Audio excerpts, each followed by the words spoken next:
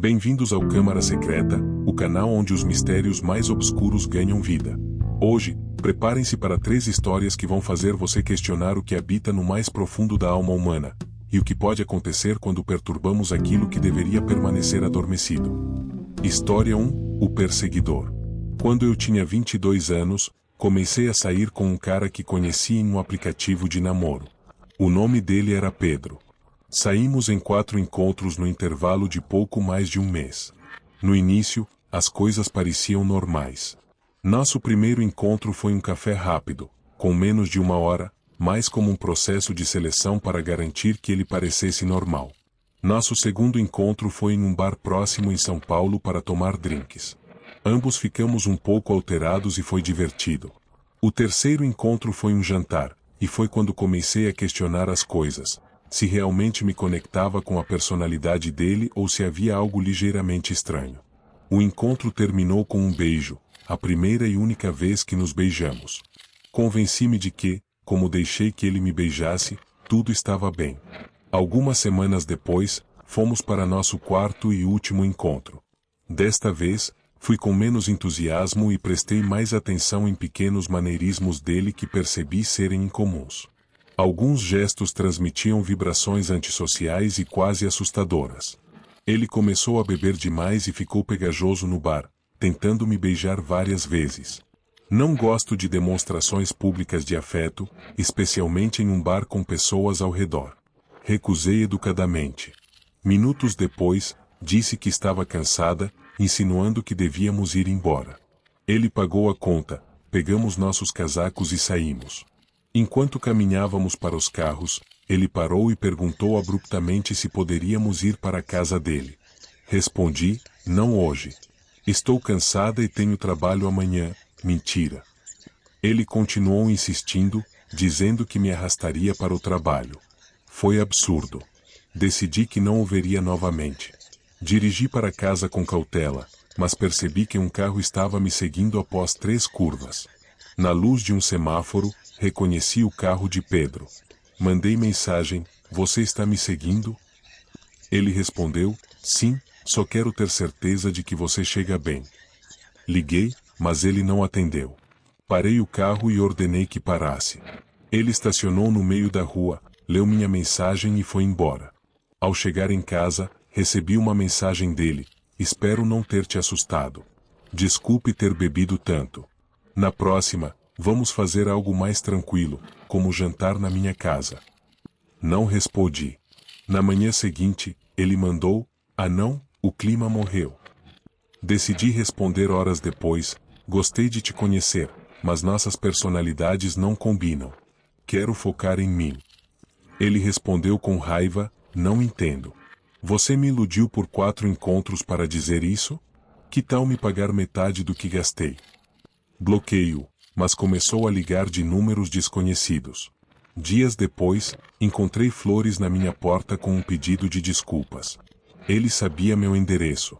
Enviei uma mensagem final ameaçando uma ordem de restrição. Uma noite, acordei com barulhos em casa. Me escondi embaixo da cama e liguei para a polícia. Ouvi passos subindo as escadas, gavetas sendo reviradas e um homem resmungando. Reconheci a voz de Pedro. Ele sentou na minha cama por minutos antes de ir embora. A polícia encontrou janelas destrancadas, mas nenhuma prova concreta. Consegui a ordem de restrição, mas até hoje temo que ele descubra onde moro. História 2: O colega obsessivo. Eu estava no 6º ano quando isso aconteceu. Tudo começou na semana do carnaval, quando eu ficava depois da escola para ajudar a decorar uma casa mal assombrada para o evento da escola. Eu sempre ficava por lá com alguns amigos, e como recompensa, ganhávamos pizza por ajudar. Além dos meus amigos, havia outro garoto que também ficava até tarde. Vou chamá-lo de Lucas. Lucas e eu nos demos bem durante todo o tempo em que ficávamos depois da escola. Ele nunca me deu motivo para me sentir desconfortável. Ele era genuinamente engraçado e legal. 2 semanas depois, fui abordada por um grupo de garotas da minha turma. Elas estavam todas animadas e com sorrisos largos. Perguntei o que estava acontecendo, e elas me disseram que eu tinha um admirador secreto e que ele me mandaria uma mensagem naquela noite. Eu mentiria se dissesse que não estava animada ou pelo menos curiosa. Eu queria saber quem era. Mais tarde, naquela noite, quando estava prestes a dormir, recebi uma notificação do WhatsApp. Era o único aplicativo que eu tinha na época e que usava para me comunicar com meus pais quando estava em casa. A mensagem era do Lucas.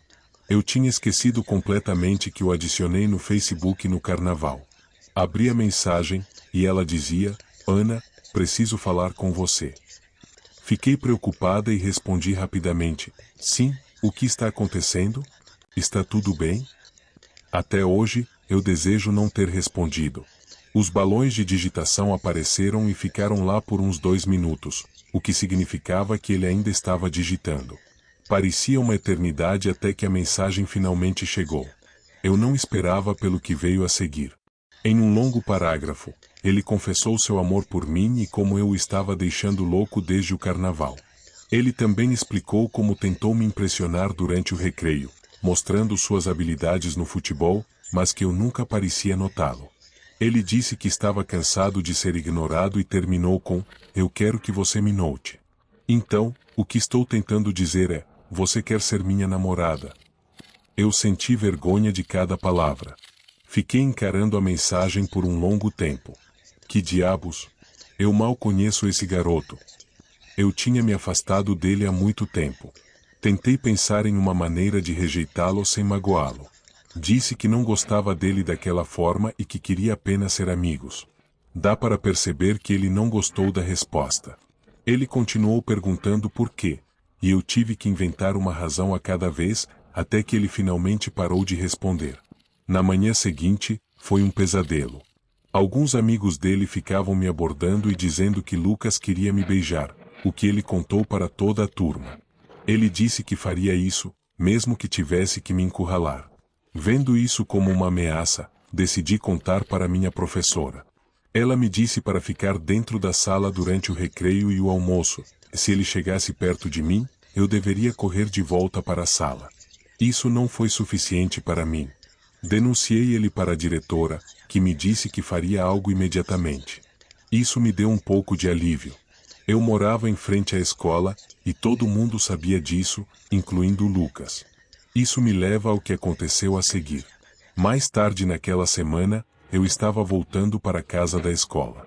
Mal tinha entrado em casa por 2 minutos quando ouvi alguém batendo na porta. Olhei pela janela e vi alguém se escondendo atrás de um carro estacionado do outro lado da rua. Tinha que ser o Lucas. Ele deve ter me seguido. Minha mãe abriu a porta e encontrou um pedaço de papel no chão. Sem surpresas, era endereçado a mim. Li a nota em voz alta, e ela dizia: há uma surpresa esperando por você debaixo do carro na garagem. O carro era do meu irmão. Minha mãe foi verificar, mas não encontrou nada. No entanto, foi depois desse dia que o carro do meu irmão parou de funcionar. Ainda não tenho ideia do que o Lucas fez com o carro, mas meu irmão foi forçado a vendê-lo. Infelizmente, meu pesadelo não acabou aí. Eu era constantemente assediada pelos amigos do Lucas, dizendo que eu deveria dar uma chance a ele e que ele me trataria bem. Houve até um momento em que peguei o Lucas tirando uma foto de mim enquanto eu caminhava para casa. A única razão pela qual o vi foi porque ouvi o som da câmera do celular atrás de mim. Quem sabe quantas fotos minhas ele tinha no telefone? Todas as manhãs, eu acordava com uma mensagem dele dizendo algo como: mal posso esperar para te ver na escola ou aposto que você estará linda hoje. O assédio e o stalking só pioravam, e eu estava começando a temer pela minha segurança, especialmente agora que ele sabia onde eu morava. Finalmente, fui chamada para a sala da conselheira. Eu estava aliviada, esperando que ela me dissesse que o Lucas iria se meter em problemas ou que a polícia seria envolvida. Qualquer coisa. Em vez disso, o que ouvi foi pior. A conselheira me disse: meninos serão meninos. Eles fazem coisas loucas quando estão apaixonados, e você não deveria ficar brava com isso. Você deveria se sentir lisonjeada, pois esse tipo de coisa é inevitável. A única coisa que você pode fazer é aceitar e aprender com isso. Na época, eu não vi problema nas palavras dela, pois realmente acreditava nela. Mas, olhando para trás agora, isso foi uma coisa insana e perturbadora para se dizer a uma garota do 6º ano que estava sendo assediada sexualmente e temendo por sua segurança quase todos os dias.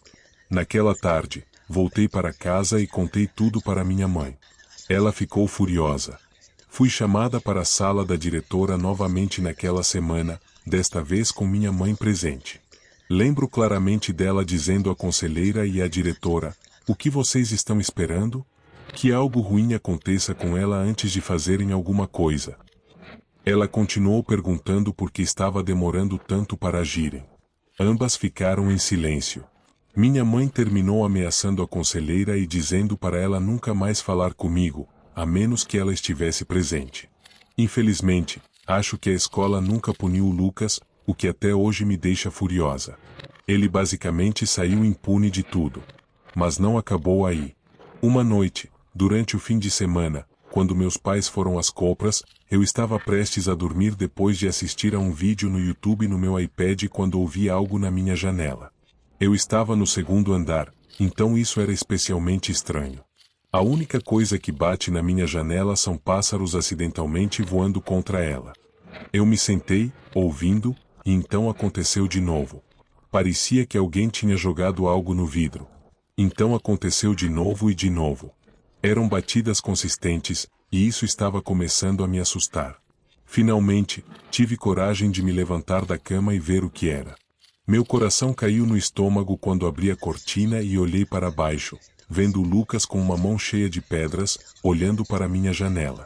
Ele de alguma forma descobriu qual janela era minha. Ele estava prestes a jogar outra pedra quando me viu. Eu conseguia ver que ele estava dizendo algo, mas não parei para ver o que era. Lembro-me de verificar se todas as janelas e portas estavam trancadas, felizmente, estavam. Quando voltei para o meu quarto, recebi 4 mensagens do Lucas: "Por que você foi embora? Eu só quero conversar. Sinto muito. Tudo o que eu queria era um beijo. Por favor, me perdoe. Você não é quem eu pensava que era. Tchau." Bloqueei ele depois disso. Felizmente, nunca tive outro incidente, mesmo tendo que vê-lo durante todos os anos da escola, do 6º ano até o último ano. A última coisa que eu vi sobre ele foi que ele foi preso. Só Deus sabe por quê. A parte mais triste e assustadora da minha história, porém, é o fato de que uma conselheira se sentiu confortável em me dizer que esse tipo de comportamento era um elogio e uma experiência de aprendizado para mim como garota. Eu só espero que aquela mulher não trabalhe mais com crianças e que eu nunca mais precise ver o Lucas novamente. História 3. A ex-namorada violenta. Quero me manter o mais anônimo possível com isso. Este foi um acontecimento muito sério que me deixou com PTSD, infelizmente, me marcou. Estou mudando todas as cidades e nomes da história para que não haja como rastrear de volta a mim. Eu sempre fui uma pessoa muito reclusa. Isso começou desde cedo, mesmo nos meus primeiros anos de escola. Meus professores diziam aos meus pais que eu tinha problemas de comportamento antissocial. Eu até participava de algumas aulas especiais de 20 minutos para fala e comportamento na escola primária. Na época, eu não entendia por que estava sendo levado para lá enquanto o resto da minha turma não estava. No ensino médio, a pressão do inferno social que é a escola realmente começou a pesar. As crianças começaram a formar seus grupos de amigos, e isso só continuou no ensino médio e piorou. Eu nunca tive dificuldades de aprendizado ou qualquer coisa do tipo, apenas problemas sociais, que melhoraram conforme fui crescendo, mas ainda me considero uma pessoa introvertida e desajeitada. No entanto, fiz alguns amigos próximos e sou grato por isso. Agora, vamos falar sobre garotas. Claro, ser um recluso social vem com dificuldades com as mulheres. Honestamente, sem entrar em detalhes gráficos, isso significa algo para minha história. Eu perdi minha virgindade aos 21 anos, o que é um pouco tarde, eu diria. Isso aconteceu quando eu tinha 23 anos. Eu já havia me mudado da casa dos meus pais. Estava trabalhando em um emprego bem remunerado na minha área há alguns anos naquela época e havia comprado uma casa geminada em Curitiba. Era bastante acessível, mas uma casa geminada grande e bonita. Não moro mais lá, mas era de 2 andares. Era o tipo de lugar que impressionaria as garotas aos 23 anos se você fosse o dono. Um dia, deslizando no Tinder, combinei com uma garota bastante bonita. Vou chamá-la de Camila. Nós saímos para um jantar em um restaurante próximo. Eu estava um pouco na minha cabeça, pensando que ela estava me julgando ou que eu estava agindo de forma estranha, e no final eu senti que ela nunca iria querer me ver novamente. Mas quando eu estava na cama depois de chegar em casa, ela me disse que realmente gostou de mim e que se divertiu, e eu fiquei extasiado. Então, saímos para um segundo, terceiro e quarto encontro, e honestamente, as coisas pareciam ótimas depois que eu saí da minha cabeça. Nós nos tornamos namorados rapidamente, mas a fase de lua de mel não durou para sempre. Quando você começa a ver alguém, fica animado toda vez que ela manda uma mensagem ou liga.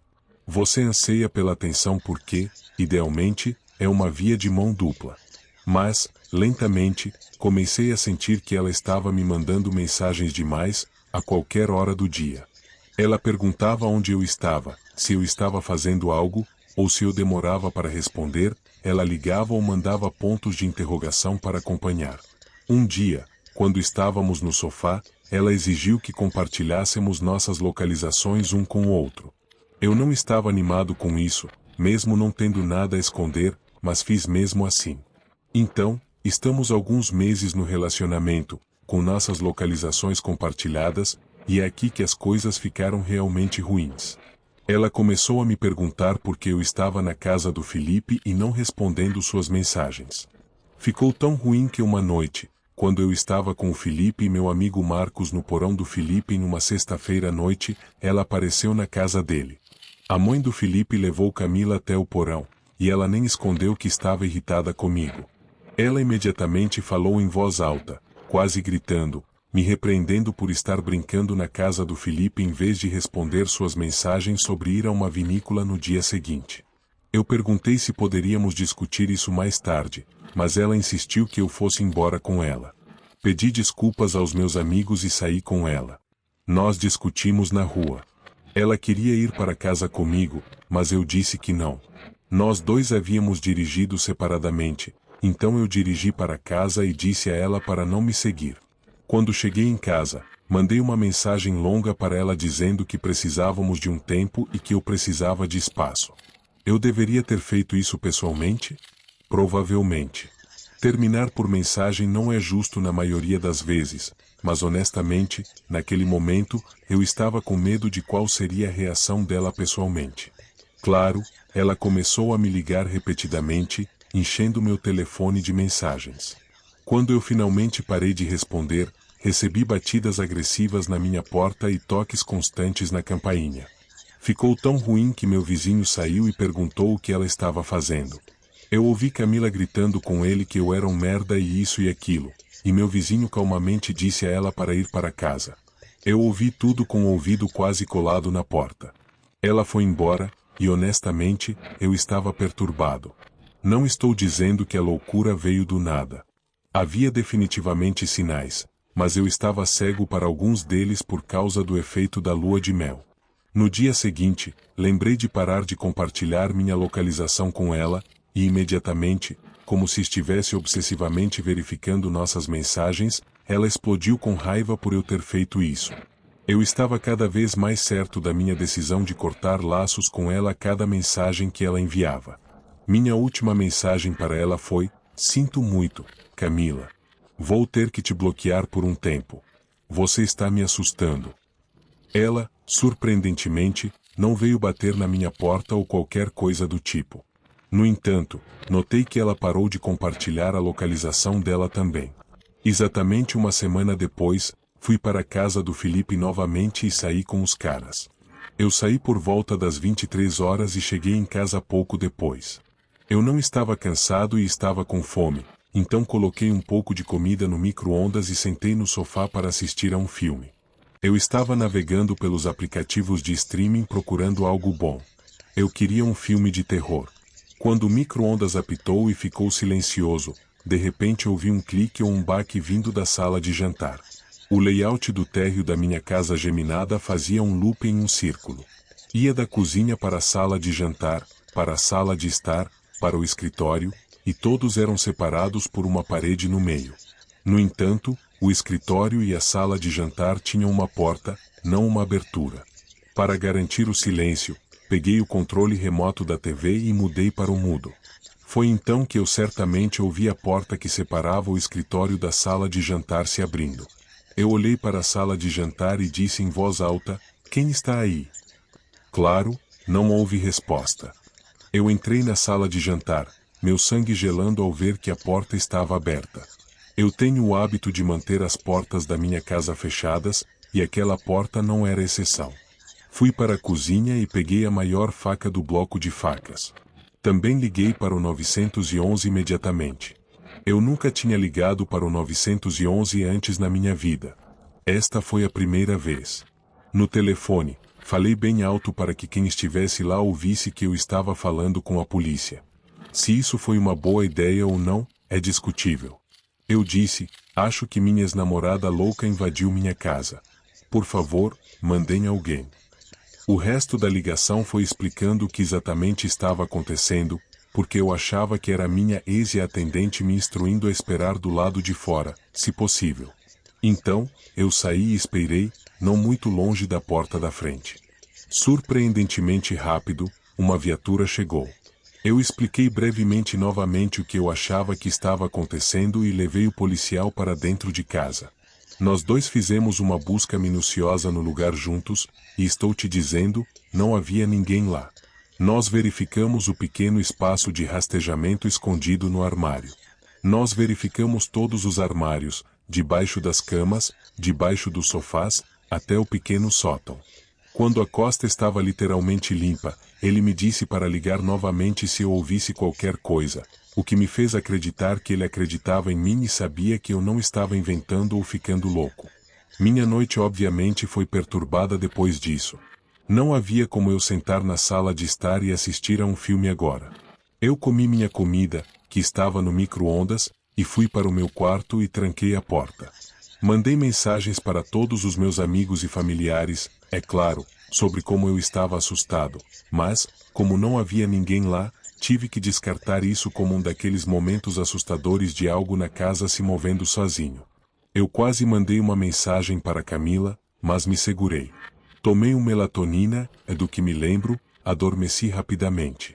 Surpreendentemente, no entanto, eu sou um sono leve, e algo me fez acordar. Eu não sabia o que era, mas algo no quarto parecia errado. Eu verifiquei meu telefone e tinha um monte de mensagens de um número desconhecido. Deve ter sido isso que me acordou. Eu rapidamente percebi que era a Camila. Resumindo, sem ler o parágrafo que ela me enviou, ela estava dizendo o quanto sentia muito e que queria conversar. Ela estava implorando para me ver no dia seguinte pessoalmente, e o resto das mensagens eram ela dizendo: "Você está acordado?" e acorde repetidamente. Ela disse acorde um total de 8 vezes por mensagem. Surpreendentemente, ela não tentou me ligar. Eu respondi: "Por que você está acordada agora? Isso é loucura, você está me enchendo de mensagens a essa hora." Honestamente, se eu não tinha certeza antes, só esses últimos dias confirmaram que eu não quero mais nada com você. Por favor, me deixe em paz. Segundos depois que eu enviei, ouvi um grito vindo do armário ao lado da minha cama. Era a voz da Camila gritando a palavra não, e então a porta do armário se abriu violentamente. Eu não tive tempo de pensar em nada além de pular da cama e abrir a porta do quarto para sair. Ela não estava mais trancada, a propósito. Assim que saí do quarto, empurrei a porta e a segurei fechada enquanto ela tentava abrir. Ela não apenas tentou abrir, mas começou a esfaquear a porta, e eu vi a faca que ela estava empunhando perfurando o meu lado. No momento, decidi gritar: "Amor, eu te amo. Pare, em vez de algo como você está doente e precisa de ajuda." Quando eu disse que a amava, ela parou e se acalmou, e eu aproveitei esse momento para ligar para o 911 novamente em silêncio, enquanto ainda segurava a porta fechada. Nesse momento, nós conversamos através da porta enquanto eu estava com o 911 na linha, e eu inventei algumas coisas na hora, dizendo que estava passando por um momento difícil, mas que a amava e estava planejando voltar com ela. Ela disse em uma voz frenética: "Isso é tudo o que eu queria ouvir." Por que você não poderia ser honesto comigo? Ela me pediu para abrir a porta. Eu tive que ganhar tempo, então disse a ela que estava com medo e queria que ela largasse a faca. Eventualmente, ela concordou, e eu disse para ela jogar a faca do outro lado do quarto para que eu pudesse ouvi-la cair. Ela fez isso, então eu ouvi o barulho da faca batendo na parede e caindo no chão. O que eu fiz a seguir? Eu abri a porta com força e derrubei a Camila no chão. Ela gritou e lutou, ficando histérica. Eu não liguei. Eu a segurei no chão enquanto gritava meu endereço e tudo mais no telefone, que ainda estava conectado ao 911. Eu a segurei no chão até a polícia chegar. Para minha surpresa, a polícia literalmente arrombou a porta da frente, e foi tão alto que podia ser ouvido por cima da Camila lutando lá em cima.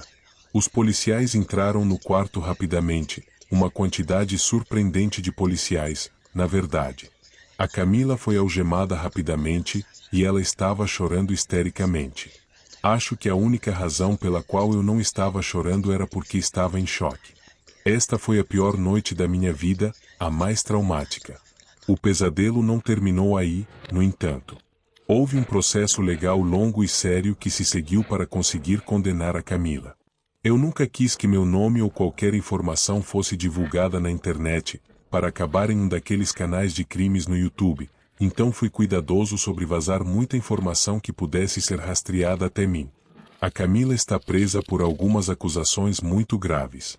Nada disso me faz feliz. Esta foi alguém com quem passei uma parte da minha vida, mais ou menos todos os dias, alguém que eu pensei que amava, alguém que tentou me matar. Ela não estava bem da cabeça, e ainda me dói como eu fui tão alheio, não apenas por causa de como eu fiquei apaixonado no início, mas por causa da minha própria falta de autoconfiança, a ponto de eu estar tão focado em impressioná-la que nem prestei atenção em certos comportamentos alarmantes dela no começo. Eu sei que isso vai ficar comigo para sempre, e honestamente, mesmo que anonimamente, seria bom finalmente colocar a história para fora, se for escolhida para ser lida.